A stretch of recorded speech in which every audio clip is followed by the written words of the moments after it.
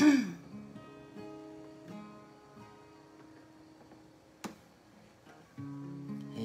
isang mapagpalang araw po sa ating lahat. Good morning. Good morning po. Ako po si Pastor Elton from the Hub of Christ, Ulat Silang. Good morning po. A blessed morning sa ating lahat. Yan, ako naman po si Pastora Reyna Matreo. Yan, we are from the Hub of Christ, Silang, Amen. Cavite. And yan, good morning din po sa ating mga pastor sa the Hub of Christ Parañaque, sa pangunguna po ni na Pastor Dong and Pastor May Campoy. Hallelujah. Maraming salamat po sa inyong mga buhay. At good morning din po sa aming senior pastor ng the Hub of Christ, Indang, si Pastora Tess Bacos. Ayan. So, mapagpalang umaga. Welcome po sa ating lahat. Good morning. At kami po ni Pastor Elton, ang inyong makakasama ngayong umaga. Amen. So, alam ko po ang bawat isa ay gising na. Yeah. Amen. Good morning po. Ayan, sa atin pong mga kasama. Babati po kami maya-maya lamang. At makakasama niyo po kami ngayong umaga sa atin pong Bible reading and sharing. And ito po ay devotion na din po natin ngayong umaga nito. Praise God. At nawa po ang bawat isa ay yan po kayong aalis. I-share nyo lang po ang ating live. Ayan. Good morning po. Ayan, mapagpalang umaga pong muli. Tayo pong lahat ay patuloy na lumapit sa Panginoon. Tayo pong lahat ay umawit. Hallelujah. Thank you, Jesus. Purihin ka, Panginoon. Sinasamba ka namin, Panginoon Lord God, sa umagang ito. Tunay nga po, Panginoon, patuloy kami nagtitiwala sa iyo, Panginoon Lord God. Ikaw ang Diyos na pinagkukunan, Panginoon Lord God, lang lahat ng bagay, Panginoon.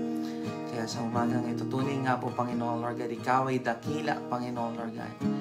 Marapat lamang, Panginoon Lord God, ikaw ay sambahin, ikaw ay itaas, dakilain, Panginoon Lord God. Thank you, Jesus. Hallelujah. Hallelujah.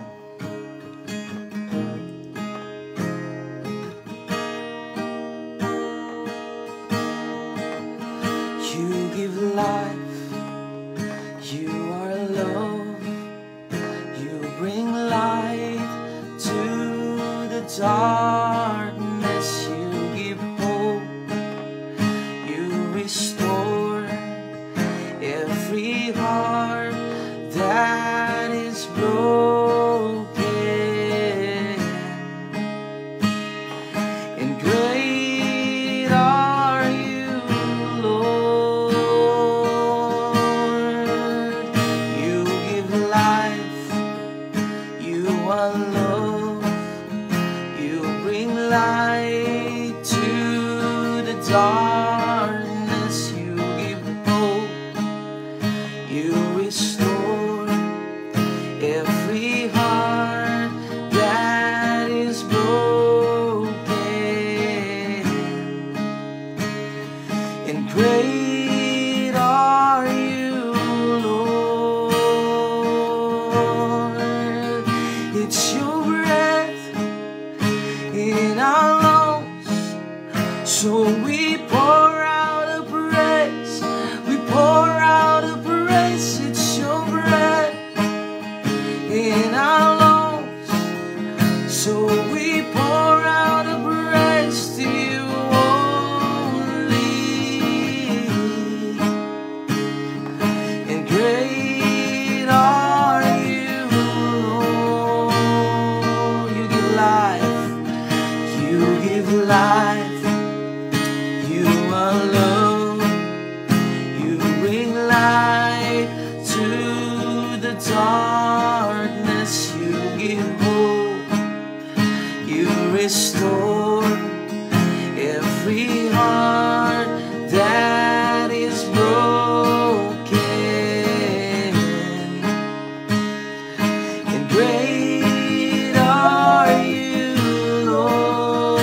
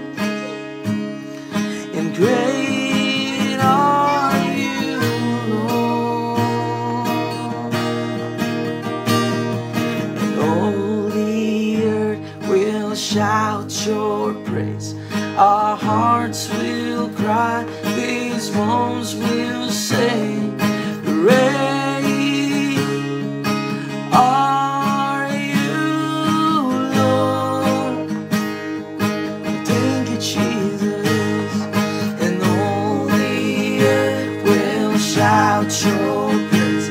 Our hearts will cry, these bones will say, great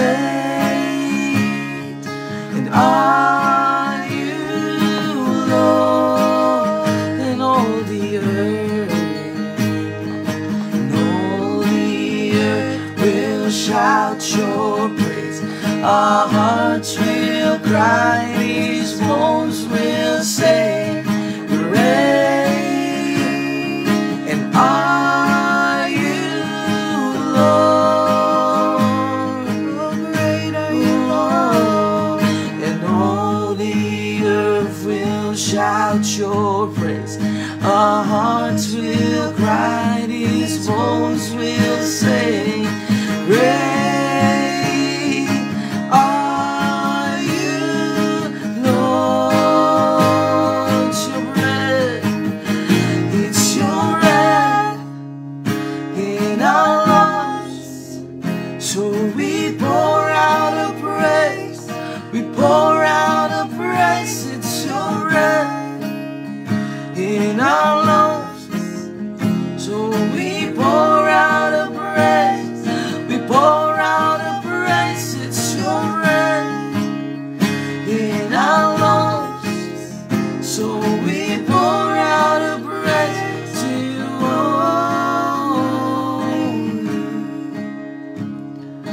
Great are you, Lord.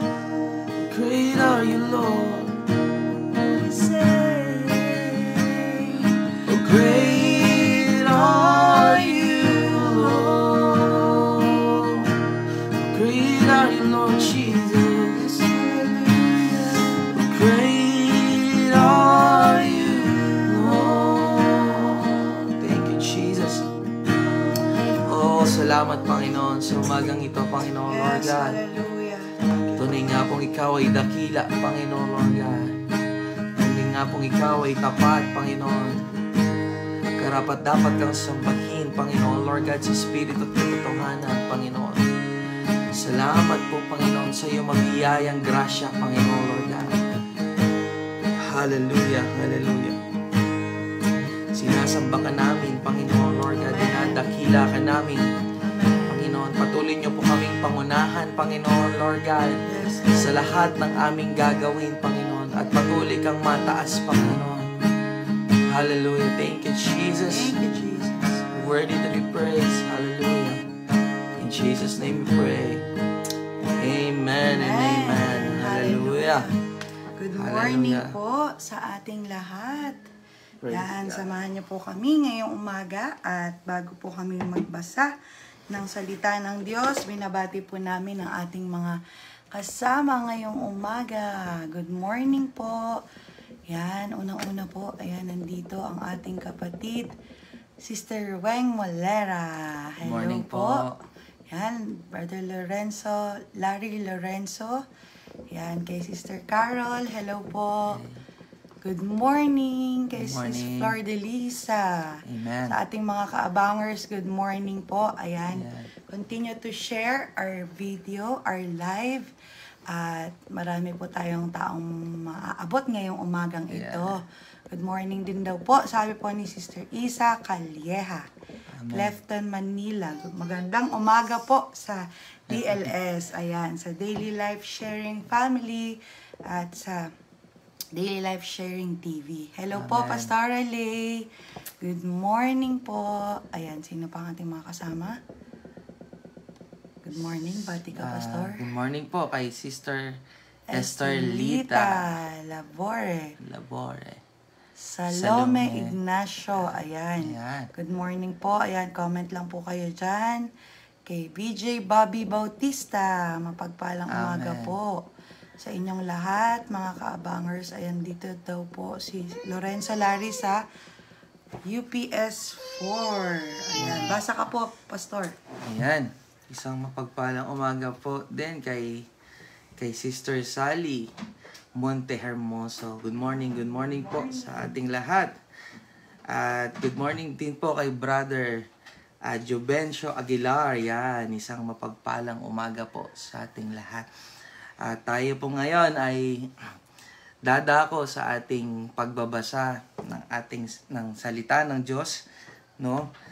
Mula sa Colossus chapter 2 hanggang chapter 3. Ito po ang ating pagbubulay-bulayan ngayong umaga.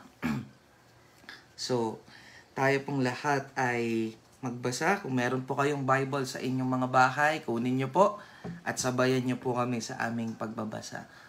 Amen. So, sabi po dito sa Colossus chapter 2, simulan ko na po sa Tagalog.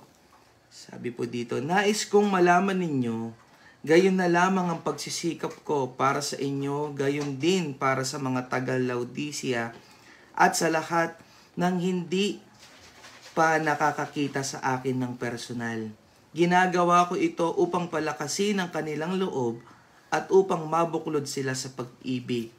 Sa gayon, mararanasan nila ang ganap na pagpapala ng tunay na pagkaunawa at kaalaman patungkol sa hiwaga ng Diyos, na wala ng iba kundi si Kristo. And verse 3, sa pamamagitan niya, nahahayag ang lahat ng kayamanan, ng karunungan, at kaalaman ng Diyos.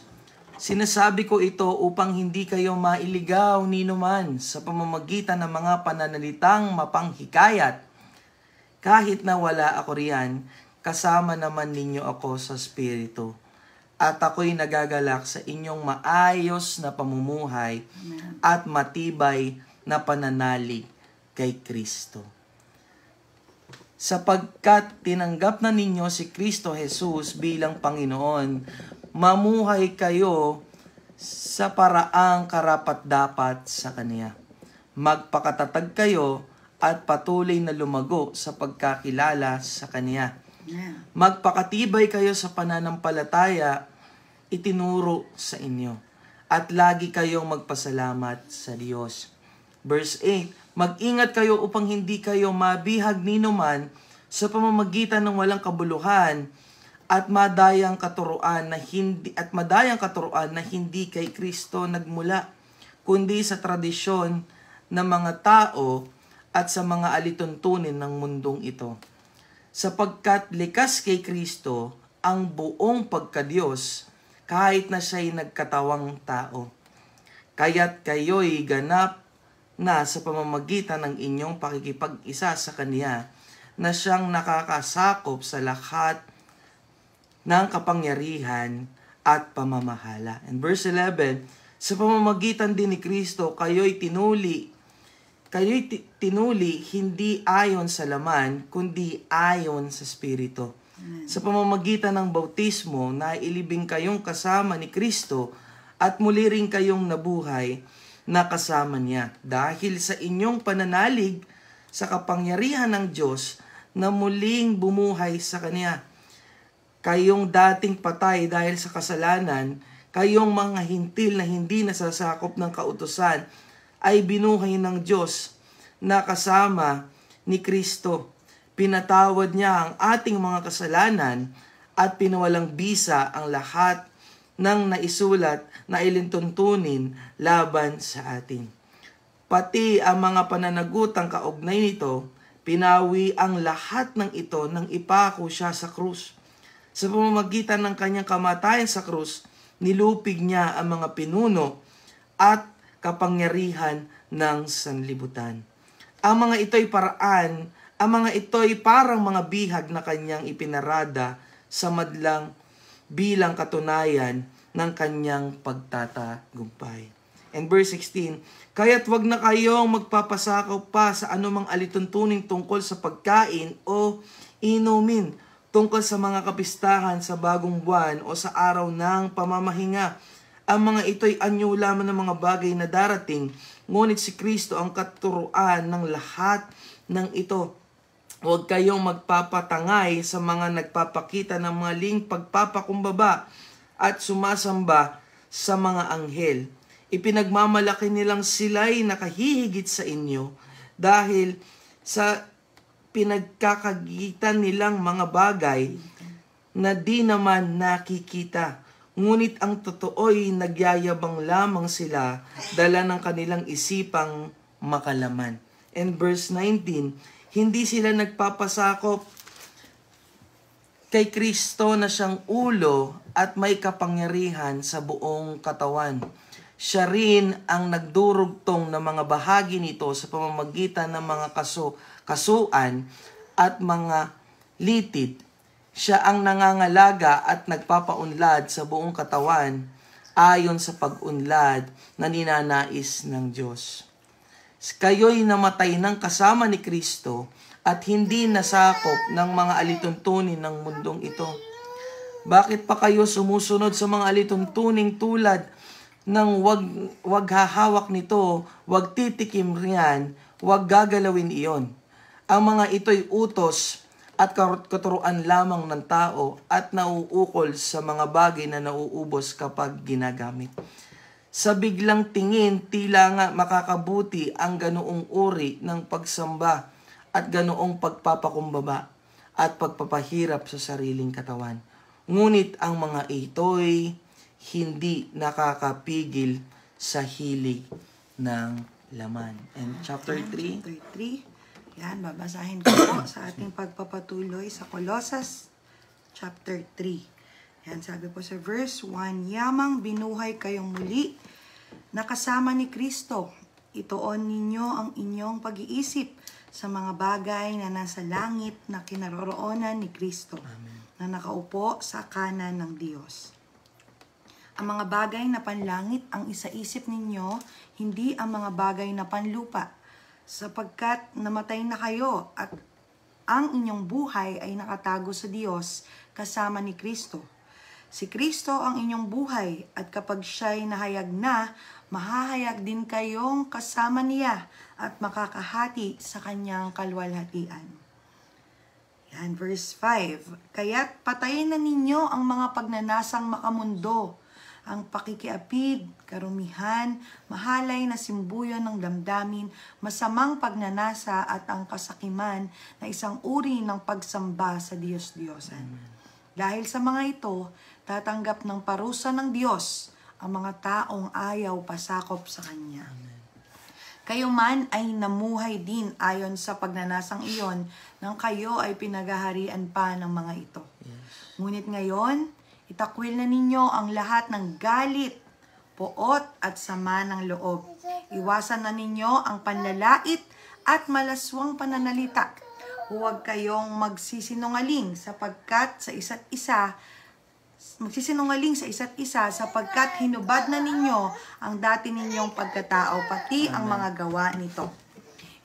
Isinuot ninyo ang bagong pagkatao na patuloy na nababago at nagiging kalarawan ng Diyos na lumikha sa inyo, upang lalo ninyo siyang makilala.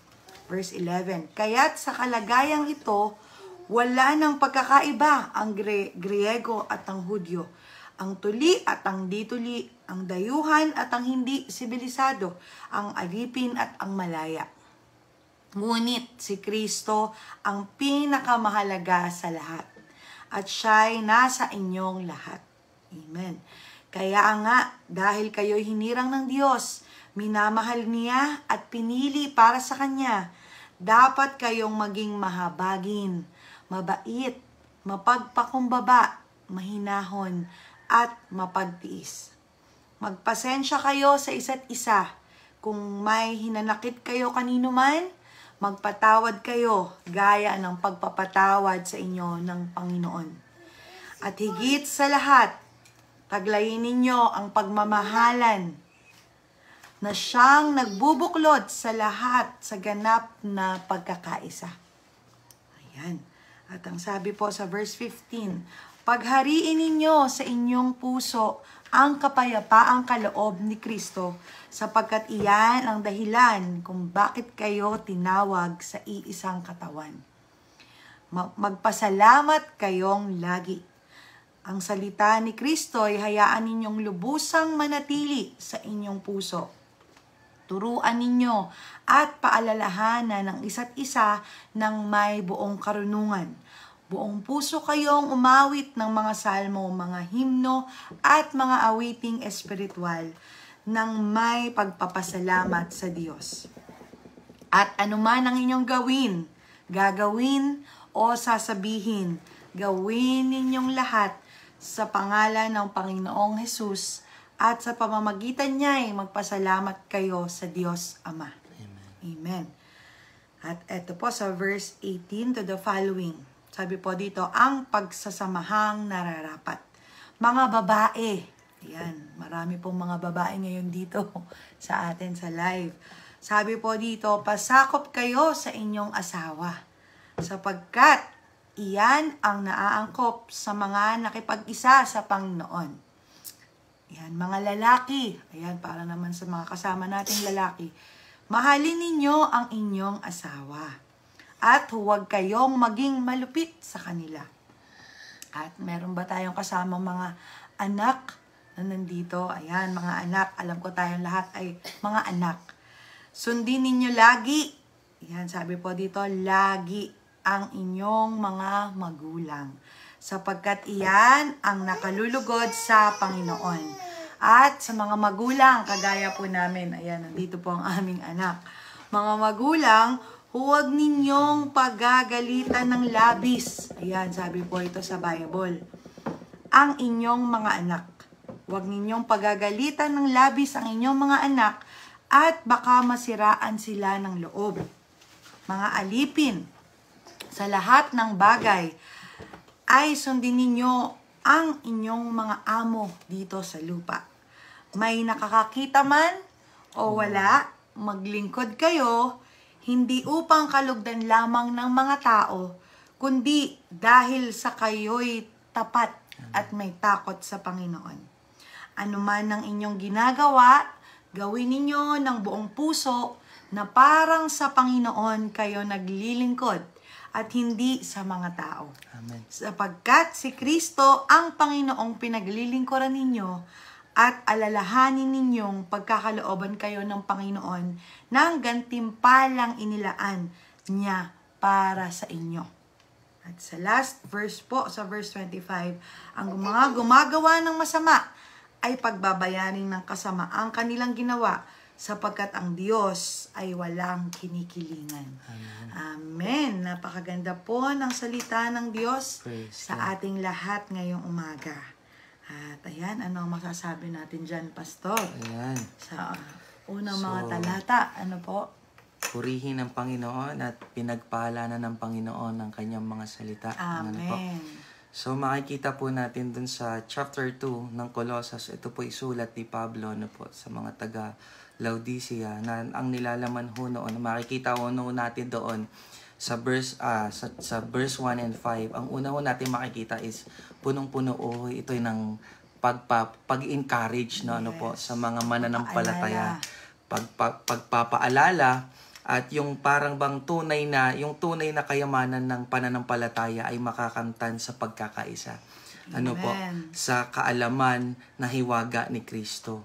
At ang kaalaman na ito, ano po, siya yung pinakamaging sandigan ho natin upang talagang matalas natin yung katuruan ni Kristo at hindi tayo matangay sa maling turo. No po? Ito pa yung pagpapaalala sa atin ni Pablo or ng Panginoon na huwag tayo magpapatala or magpapalinlang sa mga maling o yung mga magagandang salita, magagandang programa, mga magagandang filosofiya.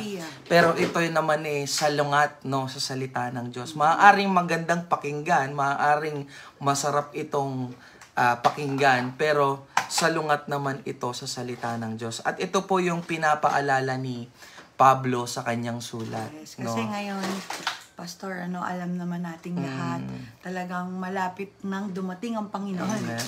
Dahil marami na tayong naririnig, ng mga nakikita natin, ng mga maling turo. Kaya ito po ang salita ng Diyos nagpapaalala sa atin. At binanggit din naman ho talaga yun, na sa huling panahon ho talaga ay, ang sabi doon, yung nais na lamang nilang tanggapin, marinig, pakinggan, yan na lamang ho talaga ang kanilang gustong tanggapin. Pero yung paalala ni Pablo, napakaganda rin ho talagang kumbaga very timely ho talaga itong salitang ito sa panahon na iyan, na talagang bilang isang mga mananampalataya, sasalain ho natin yung ating pakikinggan. Sasalain ho natin yung ating mga maririnig, sapagkat ho, bakit akala ho natin itong mga natatanggap o naririnig nating napakagandang sa salita ay talagang nasasandig or talagang ito'y patingin natin ay galing sa Diyos, pero hindi ho pala. Ito po'y napakagandang pagpaalala sa salita ng Panginoon. Ano yung number 1 na makikita ho natin doon? Ano po?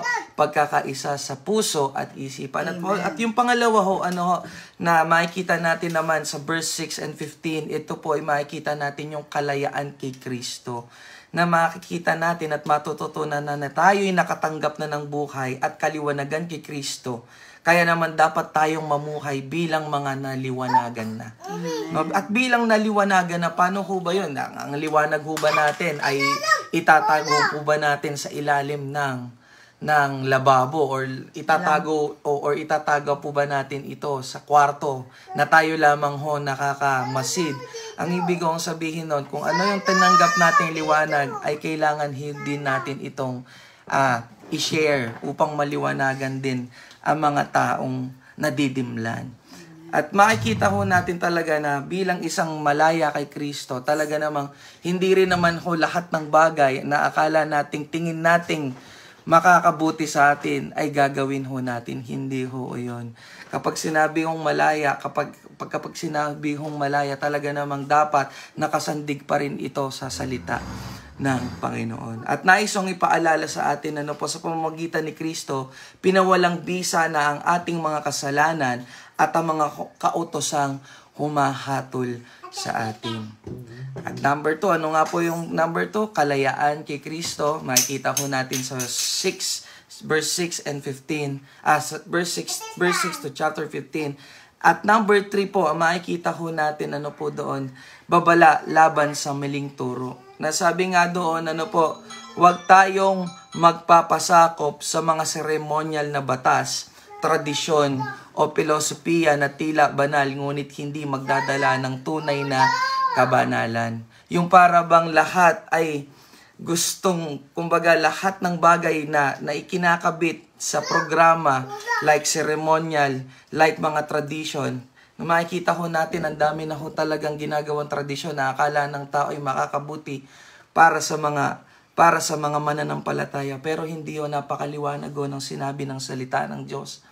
Nakagaya na hong babala ni Pablo, na ang tingin ho natin na mga bagay na ito ay kinakabit natin, na turo ay kinakabit natin, mga tradisyon, akala ho natin makakabuti.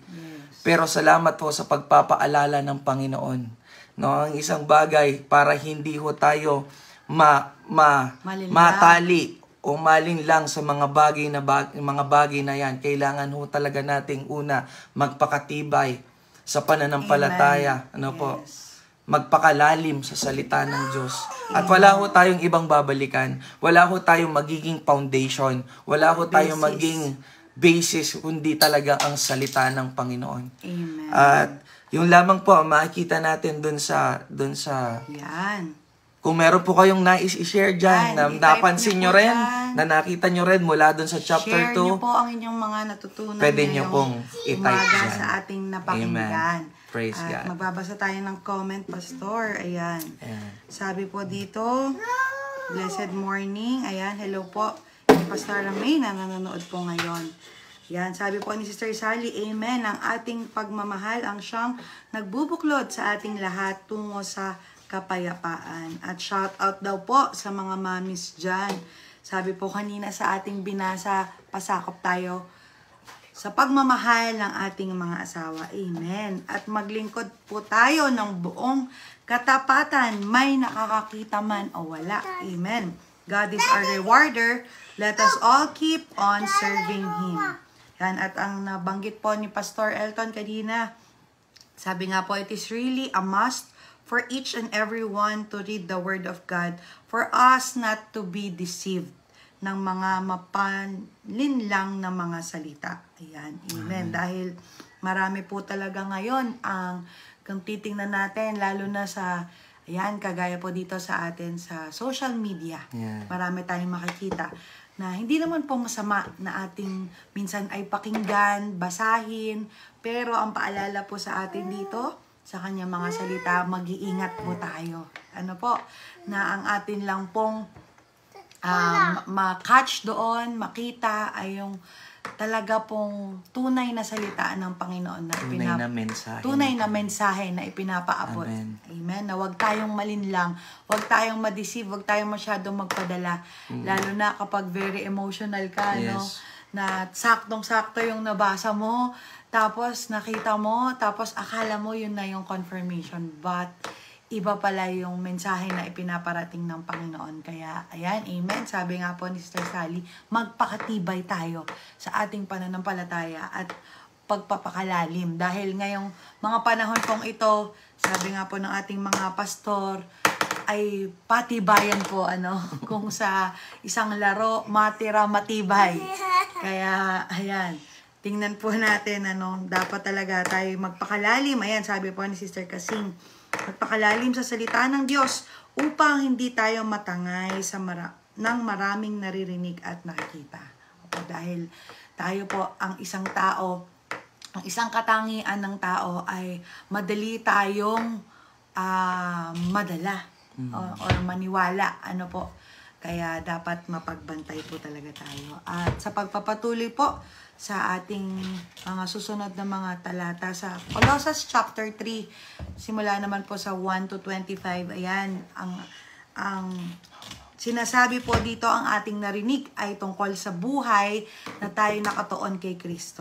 Amen. Napakasarap po ng isang buhay na nakatuon lamang sa Panginoon. Una sa Panginoon. Kagaya po ng ating ginagawa ngayon, kagaya ng ating mga ginagawa araw-araw, we are seeking the Lord first. Amen? Dahil kung ang buhay natin ay nakatuon kay Kristo, una ay hahanapin natin, syempre, yung bagay na makadiyos. Amen. Ano po ba yung mga bagay na makadiyos, na makalangit?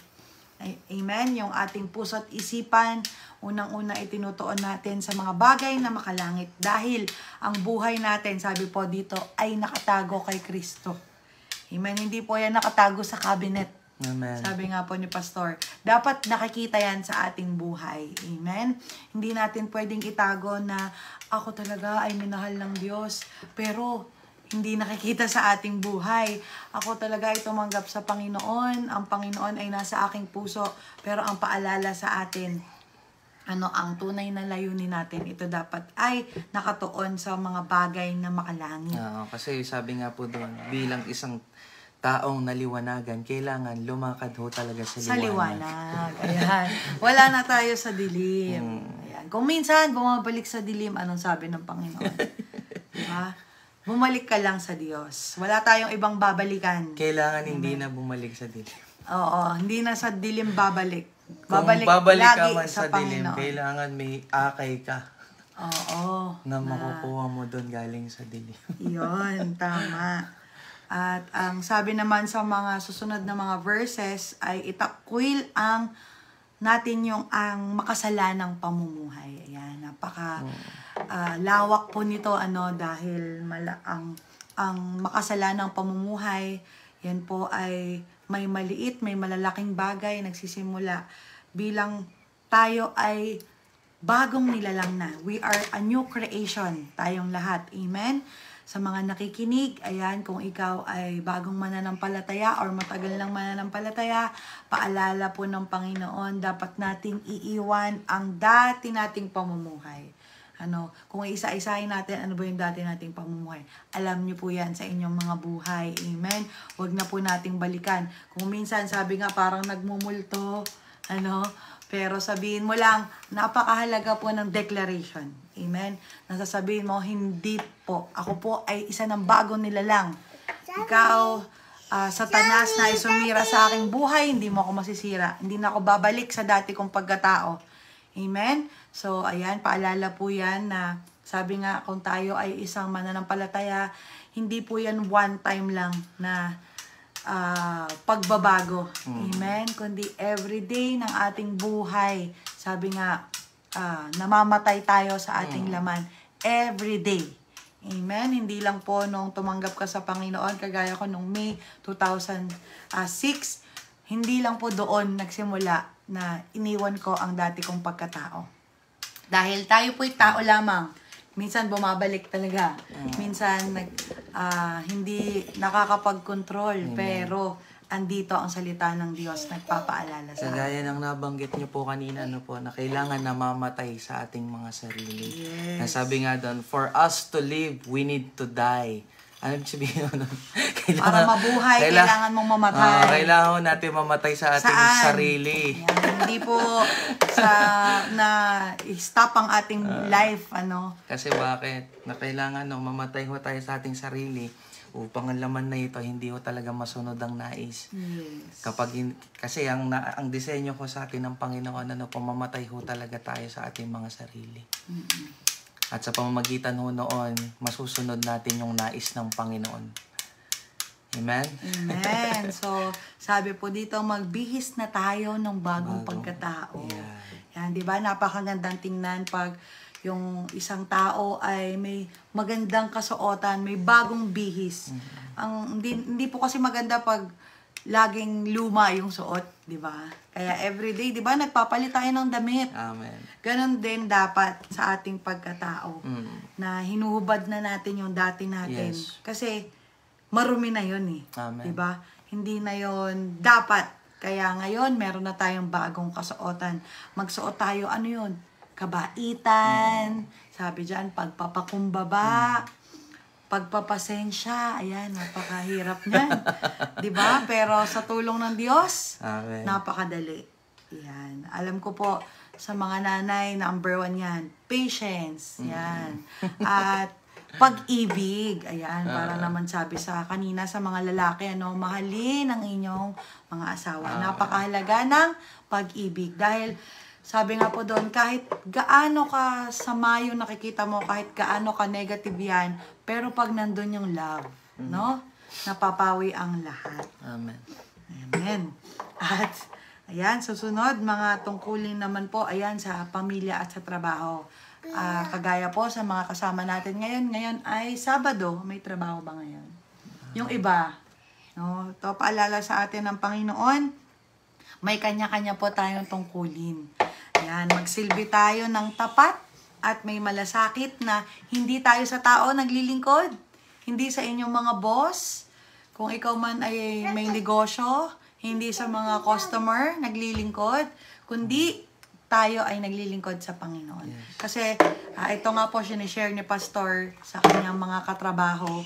Nung nakaraan, nagkaroon po sila ng team building na kung iisipin natin, kung maglilingkod tayo para sa tao, di ba, masasaktan tayo. Minsan, konting sabihin lang sa'yo, nasasaktan ka na agad. Pero, pag inisip natin, kay Lord tayo naglilingkod.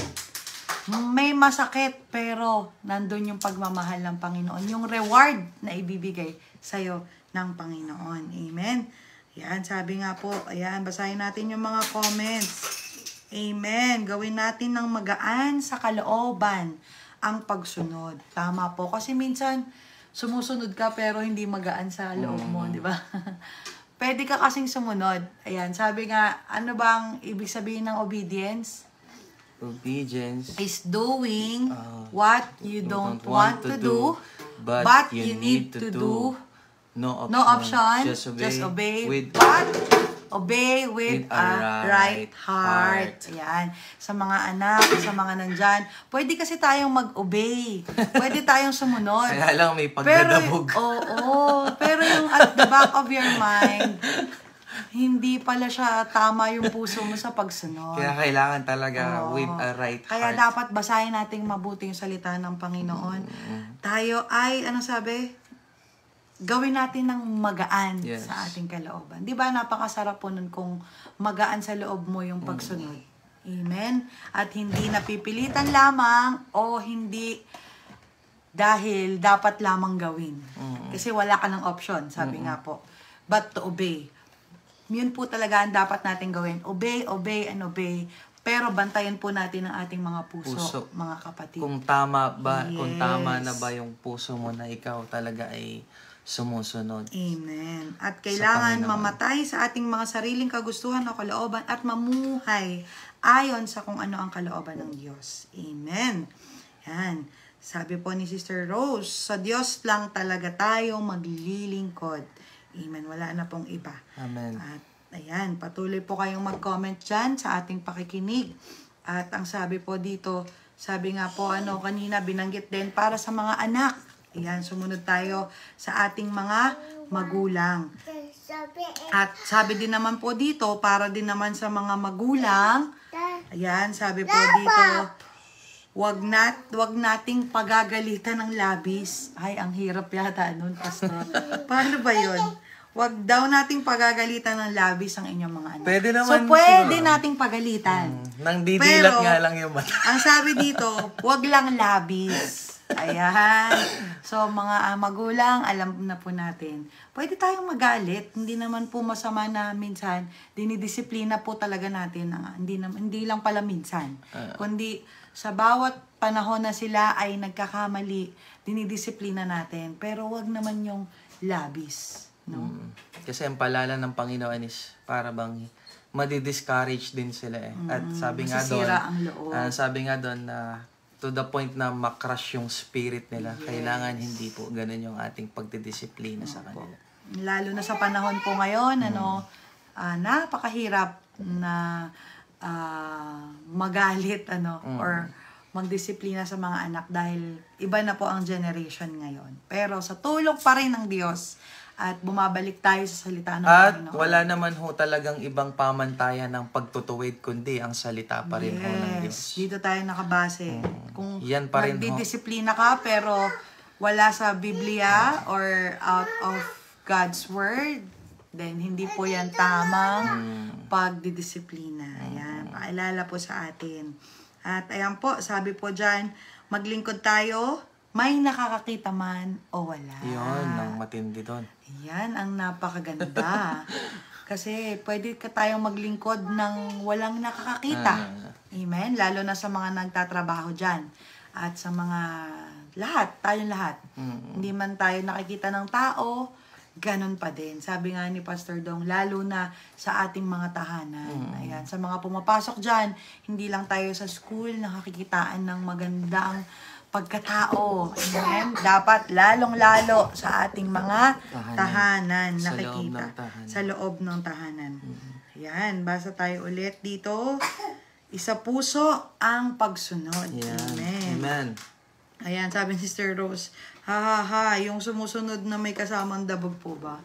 Alam niyo na po yan. Hindi na po kailangan tanongin. No, lahat pinagdaanan natin yan.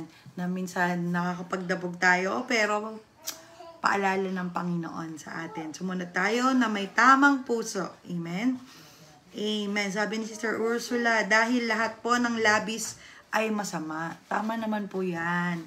Lahat po ng labis, ng sobra, yan. Lalo na sa mga nagda-diet dyan, mga kailangan ng control sa pagkain. Pag lumabis, ay nakakasama na sa ating katawan. Ganon din po sa ating pagkatao, sa ating ikinikilos. Amen? Kailangan tamang disiplina, mahinahong disiplina na may pagmamahal. Paano ba yun, Pastor, yung mahinahong disiplina na may pagmamahal? Amen? Na ito ang i-practice natin. Kaya naman po talaga yung gawin. Basta sa tulong ng Panginoon. Ayan, good morning po, Tita Emerald Tamayo. Yan, from ibang bansa po ito, from London, nanonood sa atin. Sabi po ni Salome Ignacio, susunod ka na lang, sumunod ka ng tama. Amen. Sumunod daw tayo ng tama. Amen. Yan. Discipline out of love and not out of anger. Yeah. Tama po. Kasi kapag may galit, yan? Parang madiin yan eh. May hugot. Sumusunod po, pero ayaw gawin ang assigned task. Ay, paano yun? Pwede pala po yun, Susunod, pero hindi ginagawa yung task. Parang wrong assignment. Wrong assignment ang ginawa mo, kapatid. Ayan.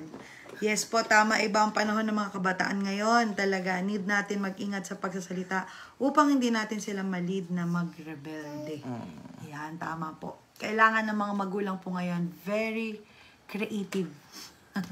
Very strategic. Ayan.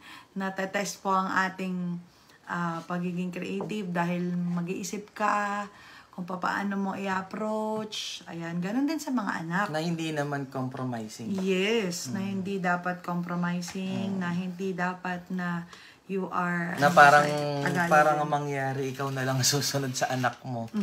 Mali naman po yun, mga magulang. Hindi po yung tama.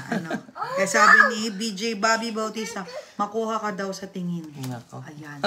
Mahirap po yun. Paano Tama. Oo. Ano yan sa mga anak. Ayan. So, yan po. Para sa atin pong... Ayan, comment lang po kayo dyan. Blessed morning po, Sister Leia Punchon. Ayan. Pinagpala po ang lahat na ating mga kasama ngayong umagang ito. At sa atin pong pagpapatuloy, ang sabi nga po dyan, ano yung mga natutunan po natin ngayong umaga, ang buhay na kay Kristo, tayo ay malaya na. Amen? Pero, hindi malayang gawin ang nais nating gawin. Kundi malaya na tayo sa dati nating buhay, na wala na tayo doon sa kadiliman. Pinalaya na tayo sa ating mga kasalanan. Malaya na tayo sa nais nating mga gawin sa ating mga sarili na hindi makakabuti sa atin. Yan. At paalala po sa atin yung mga maling turo at mga tradisyon. Ayan, na ating mga... Ang tradisyon kasi yung mga nakuha pa natin noon pa. Na ano bang tawag doon sa ganun? Na-adapt natin, na hindi pala tama. Amen? So, kailangan maging mapanuri tayo. Napakalalim na mapanuri. At mapagbantay, huwag tayong malinlang. Amen? Paalala po yan ng Diyos. Hindi gawa, ritual o relihiyosong tradisyon ang susi sa kaligtasan. Tama naman po. Dahil ang binigay ng Panginoon sa atin ay yung kaligtasan, yung relasyon natin sa Panginoon. Hindi ang mga tradisyonal o relihiyosong ginagawa po. At para hindi ho tayo mailigaw ng tradisyon or anumang naririnig natin, number 1 pa rin ang pamantayan ng salita ng Diyos. Yes. Babalik at babalik ho tayo sa salita ng Diyos. Kaya dapat at talaga. Kung wala ho tayong nare-receive or wala ho tayong binabasa daily, wala ho tayong natatanggap mula sa Holy Spirit, na binabasa natin sa salita ng Diyos, ay isa lamang ho ang magiging bunga niyan. Madali ho tayong matatangay. Madali ho tayong matatangay ng sitwasyon. Pangalawa, madali ho tayong matatangay ng ating mga maririnig sa labas. Minsan nga, sa loob. Paano kung nasabing sa loob? Pag halimbawa, medyo mabigat na yung naririnig mo sa iyong pastor, medyo mabigat na, mabilis ka ng matisod, mabilis ka ng masaktan. Ibig lamang kong sabihin kailangan pa ho natin talagang maintindihan at kailangan pa ho natin bumabad sa salita ng Panginoon. Amen. Kaya everyday, kailangan nating magbasa ng salita ng Diyos. Paano daw, Pastor, pag sa Facebook nagbabasa? Pwede naman ho yun. Kaya lamang sisiguraduhin ho natin na before tayo makareceive muna ng salita ng Diyos mula sa Facebook, kailangan may personal ho tayong pagbabasa. Kasi yung pastor nagpo-post daw. So, yun na din ang devotion. No. Sabi nga ni pastor. Kailangan may personal ho tayo. Iba ho yung sinabi ng pastor nyo. Pero hindi naman masama yun. Oo, wala ho masama yun. Kaya lang sisiguraduhin ho natin na talagang may nare-receive ho tayo personally. Dahil kapag wala tayong tinanggap, wala tayong maisa sa buhay. Yun. Siguro yung mga nababasa natin, yes, sometimes nakakapag-encourage tayo, parang nakakapag-boost, pero hanggang doon lang yun. Iba pag ikaw mismo ang nakarinig mula sa Panginoon. Wait lang, nagko-comment si Pastora May. Ganda niyong panoorin na. Relax na relax. Praise God. Umaga pa po kasi. Glory to Jesus. Yan, maaga pa po. Bawal po muna. Ayan. Magaan daw pakinggan. Level up. ang bata niyong tumanda. Ano yung ibig Paano? sabihin? Sara, salamat po. Ayan, at ang sunod po, paalala po sa atin, ang pamumuhay na makadiyos ay nakatuon po sa buong pagkatao. Amen? Napakadami pong binanggit kanina na atin ng tatalikuran, ang dating pamumuhay, ang mga kasalanan. Yan, binanggit dyan yung ating nababanggit sa BBLT, di ba? Yung PGH. Alam mo ba yun, Pastor? Hindi ko Hindi mo alam masyadong yun. masagap. Ito yun, oh. Yung poot, Okay. PGH poot, Galit. at Hinanakit. hinanakit. Yan. Yan. Ilibing na natin yan. At sabi nga kanina, binanggit po, ito paalala din sa atin, yung forgive daily. Kung ikaw ay nagda-die daily, may forgive daily din. Dahil sabi dyan, kung merong sino man sa inyo ang may hinanakit sa kanino man, magpatawad na tayo. Kasi bakit ho, ang pagpapatawad ay hindi lang naman para dun sa taong gumawa sa iyo ng hindi maganda. Ang pagpapatawad ay para sa iyo din. Kasi kapag ikaw ay nagpatawad or hindi ka muna nagpatawad, ang mangyayari sa'yo, una, may stress ka. Pangalawa, malulungkot. Hindi ka makakatulog. Oo, lugi ka. Magkakaroon ka ng makapal na yung eye nakasakit bags. sa yung nasaktan mo ba? Ang sarap ng tulog niya. Ang sarap ng Hindi, tulog. nakasakit sa'yo. Yun. Ang sarap ng tulog niya, samantalang ikaw. Kaya dapat Puyat. magpatawad ka na. Kapag ikaw ay nagpatawad, tandaan po natin, para sa atin din ho yun. Yes. No, kasi nag-release tayo ng forgiveness. So once you release a forgiveness, magkakaroon ka ng kapayapaan. Napakasarap po sa damdamin. Napakasarap sa puso. Alam ko ho, hindi ho madali magpatawad, lalo na kung talaga na mga Grabe, di ba? Grabe yung sa yung sa movie na The Forge. Yung nakapatay sa anak niya. Grabe, naakay pa niya sa Diyos. Yes. Pero salamat po sa Challenging yun, no? Yes. Sa Holy Spirit ho talaga tayo aasa. Pero kung sa ganaong sarili ho natin ay talaga namang baka ho talaga namang makakasakit hindi ho tayo. Pero salamat po sa Panginoon by His grace at saka sa kanyang Holy Spirit. Yes. No, sa tulong ng Banal na Espiritu, siya talaga yung aakay sa atin na magpapatawad tayo. Amen. Ayun. Magagawa natin. Hindi dahil, ay, madali ako magpatawad kaya ko yun Hindi. Dahil yun sa Panginoon. Amen. Yan, ang tunay na malaya ay yung nagpapatawad. Yun, nasabi din ni Pastor May, useless ang forgiveness pag namatay na ang nagkasala. Yun po. Yes, habang buhay pa, Yun. tayo ay may pag-asa. Amen. Kasi, yan, sinasabi ng mga magulang, di ba? Sasabihin nyo lang, I love you pag namatay na. Ang matindi ho Sasabihin nyo lang, I'm sorry Pastor, pag wala na. dati may naririnig ako, hindi ako magpapatawad kahit magpantay na ang paa. Ibig sabihin noon, hanggang siya'y mamatay, hindi raw siya magpapatawad. Kasi pag namatay, mapantay ang paa. Oo, malamang. Meron ba lang mamatay, hindi ba? Hindi.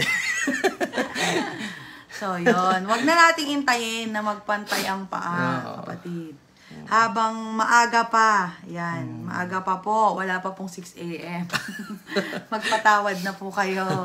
Paalala po yan ng Diyos, hindi po kami ang nagsabi niyan. Kami lang po ay nandito, tagahatid ng kanyang mga salita. Ayan. At Amen. dapat nating isang tabi ang kasalanan, yakapin ang bagong buhay na may kabanalan, pagmamahal, at kapayapaan. Diba po? Do what is right. Amen. Napakagandang simula para po sa ating araw na ito. At panibagong araw. Very refreshing. Yes. Kumbaga parang sa inumin ba? Oo, yung buko. Ayan, buko. O kaya na... Buko juice. O kaya, ang pangalan nito? Cucumber juice. Na may mint leaves. Yung pag huminga ka, di ba?